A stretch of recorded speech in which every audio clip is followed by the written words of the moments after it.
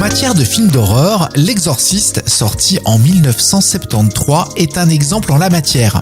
Cette histoire de possession diabolique a effrayé une génération entière de spectateurs et a remporté 2 Oscars et 4 Golden Globes.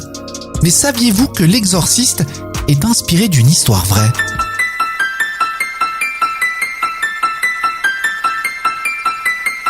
Le moins que l'on puisse dire, c'est que L'Exorciste n'a pas laissé le public indifférent.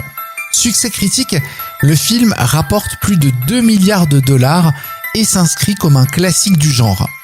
L'Exorciste, sur grand écran, est l'adaptation du roman du même nom de William Peter Blatty, paru en 1971, qui est lui-même inspiré par un véritable cas de possession survenu dans le Maryland, aux États-Unis, en 1949. Robbie, 14 ans, est un adolescent tout ce qu'il y a de plus normal. Après le décès de sa tante, une médium dont il était très proche, il sombre dans une forme de déprime et tente par tous les moyens d'entrer en contact avec elle, notamment grâce à une planche Ouija dont il avait appris les rudiments au cours de longs moments passés ensemble.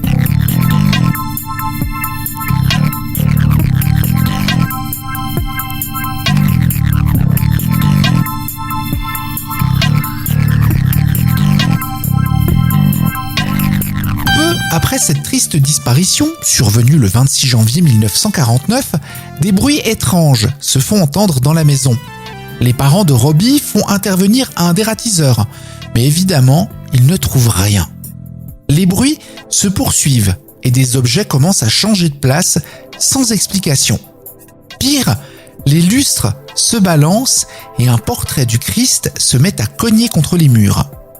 Ces manifestations, terrifiantes, touche particulièrement la chambre de l'adolescent. Chaque nuit, son lit vibre, des objets volent. Le comportement de Robbie change peu à peu, cela se comprend. Quand arrive la nuit, il devient sombre, inquiétant même, et des bleus apparaissent sur son corps sans explication. Pris de panique, ses parents font appel à un pasteur luthérien qui les renvoie vers des médecins et des psychiatres. Mais malgré leurs efforts, ils sont incapables d'expliquer ce qui arrive à Robbie.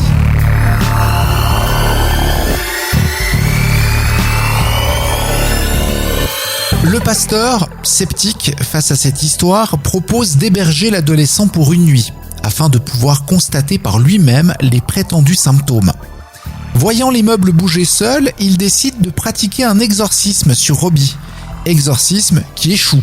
Il conseille donc aux parents du jeune homme de se tourner vers l'église catholique et plus particulièrement auprès du père Albert Hughes, qui est immédiatement convaincu que Robbie est possédé.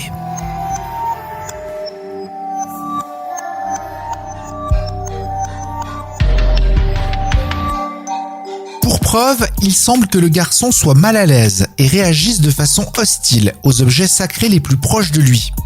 Le père Hughes, en regardant Robbie droit dans les yeux, lui demande en latin son nom. Ce à quoi il répond « Je suis Légion ».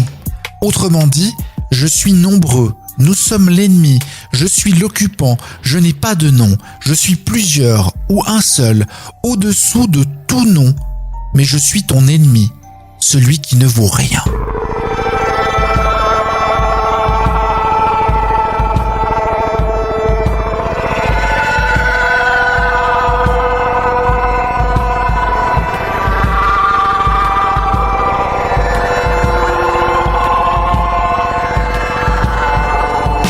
Face à l'évidence que Robbie est possédé, le père Hughes le fait admettre dans un hôpital dirigé par des jésuites. L'adolescent hurle, crache. La violence dont il fait preuve nécessite qu'il soit attaché. 3 nuits durant, l'homme d'église récite des prières, mais rien n'y fait. Robbie parvient à se détacher et blesse le père Hughes. L'exorcisme s'arrête.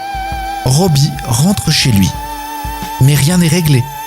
Un soir, les mots Saint-Louis apparaissent sur sa poitrine. Sa mère y voit un signe et décide de se rendre dans la ville en question. Une fois encore, la médecine est impuissante et une fois encore, la famille se tourne vers l'église.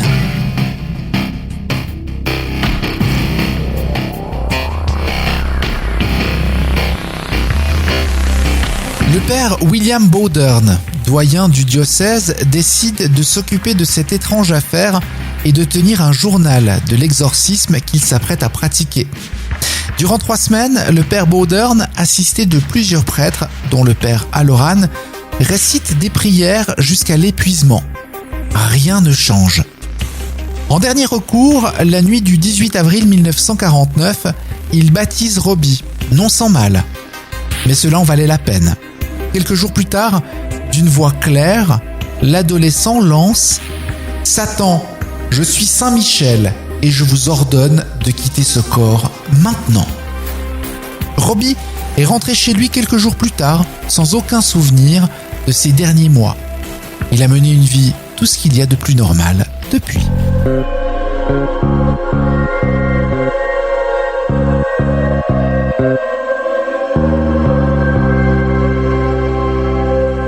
Récits fantastiques ou fanatisme religieux, les exorcismes sont régulièrement pratiqués par l'Église et leurs exécutions sont minutieusement tenues par écrit.